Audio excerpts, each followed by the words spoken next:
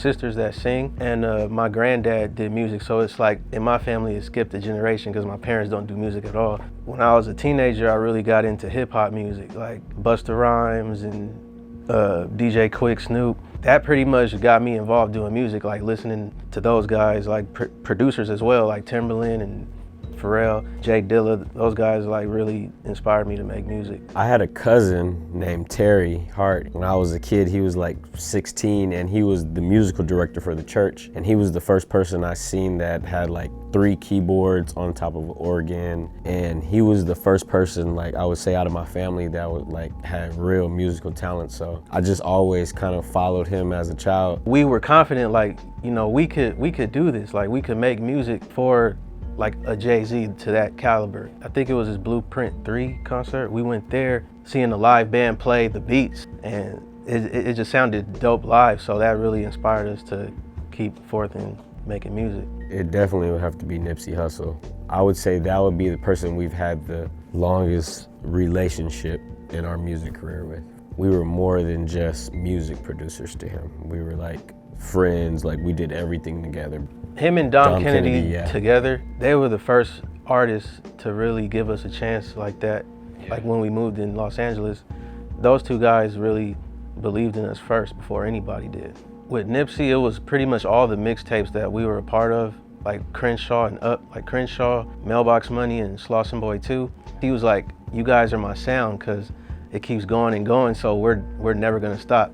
Knowing that made us take it real serious. Nipsey gave us the fuel in the belief of what we wanted to do and what he believed we can do. You can't work with every artist the same way. It's, you know, it's different adjustments. That's how it is with an artist, so we just try to adjust to the artist if they let us. If they could just relate to us, like just be cool and have a good personality, but have the same desires as us when it comes to music and making great music together. The people feel what really came out your heart. That's why some of the best songs is what came out someone's heart, you know, what they was really feeling at that time, whatever the time is, because there is people that are gonna go through that. That's always the goal, to do that, make a song that's forever. Well, one of the legendary artists we got to work with was Gladys Knight. That was an honor just to work with her. We're working on her last album that she's putting out, her last project that she's ever putting out. Just to be in the studio working with her and doing stuff was like next level, because she's been winning Grammys and doing stuff since she was a child. We've never been in the studio where a singer had over 60 mics in the booth. We definitely learned from that and try to utilize what we learned working with Gladys to how we work with other people. This is gonna be the first year we're actually putting out our own projects. You know, we've been working on a lot of different people's projects, so it's good to have our own music coming out. I definitely think we'll be trying to express that we care. Music doesn't have to always be rushed all the time to make it great. So I think the people can hear if you put in time into it, because you can feel it.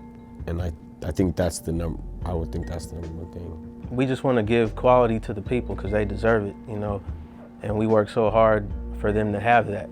That's what music is about, is to make people feel good.